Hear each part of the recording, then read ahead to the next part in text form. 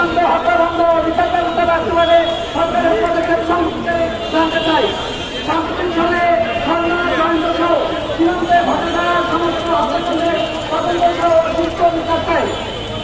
এমনকি প্রাণের বিষয়ে সাম্প্রদায়িক বৈষম্য সৃষ্টি হয়েছে, এর জন্য তীব্র নিন্দা ও প্রতিবাদ জানাচ্ছি আমরা ঢাকা বিশ্ববিদ্যালয়ের সাধারণ শিক্ষার্থীদের পক্ষ থেকে।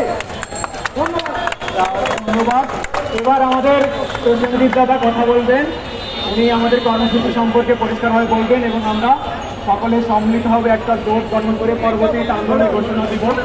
আমাদের আন্দোলনগুলো একটা জোটের আন্ডারে হবে। ভাইয়া একটু ডাইনে চারটেন, ভাইয়া অল্প কথা বলবেন।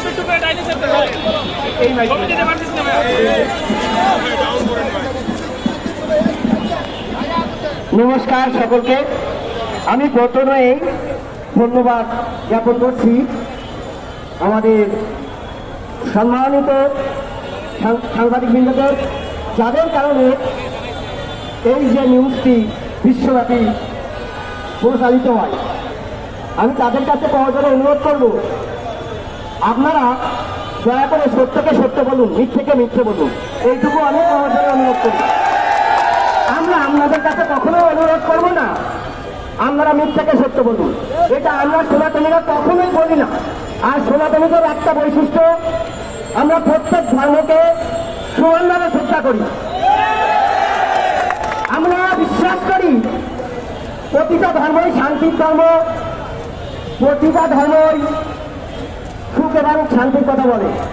তাহলে আমরা এই দেশে 2 কোটি সংখ্যালঘু থাকার পরেও সংখ্যা কিন্তু এত কম না। তাহলে কেন এত অত্যাচারিত? যখন আমরা সরকার পরিবর্তনের পরে দেখি যে আমাদের ওপর অত্যাচার প্রতিবারের নয় এবারও হচ্ছে, এবং এত নির্মমভাবে বলতে গেলে চোখ দিয়ে জল চলে আসে, এটা কখনোই কাম্য নয়। আমরা সেই ব্যক্তিকে 9 তারিখ এবং 10 তারিখ মানববন্ধন ও বিক্ষোভ সমাবেশ করি সকল সংগঠনের সমন্বয়ে। আর এটা সম্ভব হয়েছে সকল সংগঠনের সম্মানিত সিনিয়র দাদাদের জন্য এবং আমাদের ছাত্রছাত্রীদের জন্য। আমরা 11 তারিখে বিশেষ করে আমি যাই, সেটা আমি বলতে চাই। প্রধান উপদেষ্টার কাছে